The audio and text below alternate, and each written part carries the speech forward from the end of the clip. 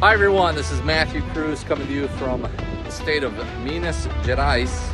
It's considered the southeast region of Brazil. I am on what's called the Chapadão do São Pedro, which essentially means the plateau of St. Peter. So much of Brazil's growing regions in the Cerrado are on plateaus like this one. I'm close to 3,000 feet in elevation.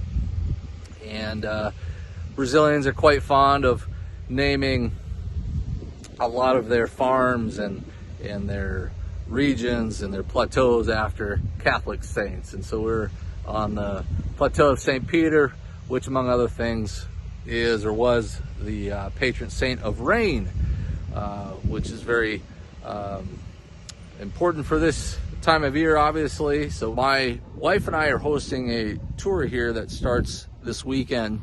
This is actually the third tour of this kind that we've done. We started in 2020, took a little break there during COVID, and so we're back here in 2024 doing this tour. And I guess it's something that we thought was interesting to do for a couple of reasons. One, I think it's important, to get to know other growing regions in the rest of the world, especially one like Brazil, because they are our largest competitor in the United States. They've grown tremendously, and I think it's important to kind of understand where that growth is now and where that growth is going. And many of you probably weren't able to attend the Iowa Renewable Fuels Conference that I think just happened last week, and I caught some of it online, but it was interesting that the U.S. Grain Councils took a trip to the Center West region to kind of learn about the biofuels industry that's starting to take off, specifically the corn ethanol industry in Brazil. And much like the U.S. experienced a boom in the early 2000s in the United States with corn ethanol, they're starting to go through that right now in Brazil. And I think they have something like a dozen plants online and maybe another half a dozen or more that are in construction, with another dozen that are planned in the planning stages. And so it's not probably going to happen quite as fast as it happened in the United States, where I think in like 10-year period we built like 150 ethanol plants. But it is something that you're going to see every year. They're going to be adding a few more ethanol plants.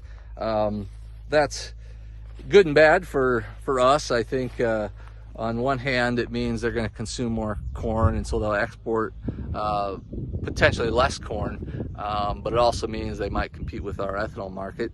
And it's that we are going to visit one of the largest, or one of the first pure corn ethanol plants built in Brazil, going back to 2014, 2015 is when one of the first plants was built in the middle of Mato Grosso. And so it's interesting how they have a little bit different mindset than what we do, where a lot of they're focusing not just, of course, on the quantity of but also how they're producing that corn ethanol, that they're not using natural gas, they're using renewable wood chips essentially.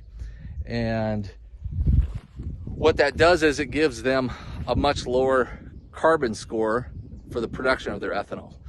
And that's important to a lot of places like Europe, even California, where these ethanol plants in Brazil can sell to California, which oddly enough, ethanol plants in my backyard in Iowa cannot. And so it's kind of it's interesting, I think, for people to see that, these ethanol plants are a lot newer than ours are, and so by comparison should be less experienced, but in some cases they're more competitive because of the fuel systems that they're using. And so that's why I think the carbon pipelines that are proposed in the Midwest, in some cases, I think make sense. Maybe not all of them, for sure. But the general idea, I think, of the carbon pipelines are interesting because they allow our ethanol industry, which is still very important to us. It's consuming 40% of our corn in the United States, allows our ethanol industry to compete with what's going on in Brazil. And it's only going to continue to grow here. I think that the trend is clear. I think you're probably going to see a pullback in Brazilian corn exports next year, but long term, as land continues to expand in Brazil, soybean production is going to grow, but it's already overtaken the United States by quite a bit.